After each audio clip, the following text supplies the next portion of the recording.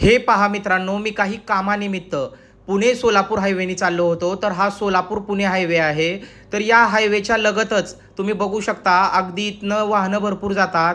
तर याला चिटकूनच इथं हा एक व्यक्ती आहे. याने दारू पिलेली आहे आणि कशा अवस्थेमध्ये पडलेला आहे तुम्ही बघू शकता. अगदी खाली खडी वगैरे आहे आणि त्यात तोंड खाली करून अक्षरशः पडलेला आहे. याला हलवलं तरी देखील हे हलत नाही, तुम्ही बघू शकता. सर्वात महत्त्वाचं म्हणजे हा आजारी पेशंट आहे. याच्या डोक्यामध्ये टाके घेतलेले आहेत, तुम्ही बघू शकता. तर ते टाके अजून सुकले सुद्धा नाहीत. हा अशा अवस्थेमध्ये इथं पडलेला आहे दारू पिऊन. मला या व्हिडिओमधून हेच सांगायचं आहे की आपण ड्रिंक करतो किंवा दारू पितो तर याचं तरी भान ठेवावं की आपल्याला लेकरं बाळं संसार फॅमिली इतरही गोष्टी आहेत, आपल्यावर कुणाचं तरी आयुष्य निर्भर आहे. या गोष्टीचा विचार करून माणसांनी अशी कृत्य करावी, हेच मला सांगायचं आहे. तुम्ही बघू शकता अक्षरशः मृत व्यक्ती पडलेला आहे. अशा स्वरूपामध्ये हा व्यक्ती पडलेला आहे. याला शुद्ध देखील नाही. याला कितीही हलवलं तर हा उठत देखील नाही. तर हा शुद्धीवर येण्यासाठी याच्या अंगावर पाणी टाकलेलं आहे थंड, की जेणेकरून त्याला शुद्ध यावी.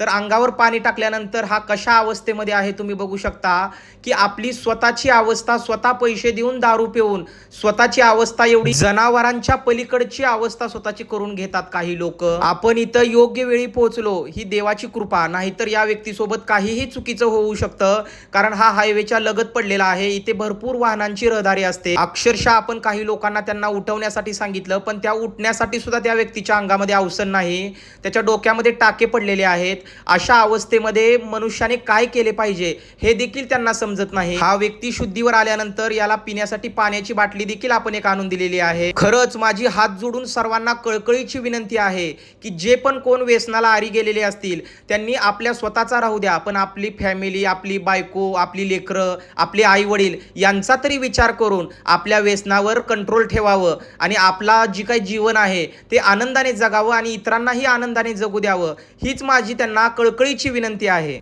हे येडामाय, या लोकांना तूच सद्बुद्धी दे. आज एवढा संक्रांतीचा सण आहे, प्रत्येकाच्या घरामध्ये उल्हासाचं वातावरण आहे. यांच्या देखील बायकोने, घरातील फॅमिली मेंबरने किती स्वप्न रंगवले असतील, अगदी देवावणी आपल्या नवऱ्याची वाट पाहत असतील आणि नवरा या अवस्थेमध्ये इथं पडलेला आहे.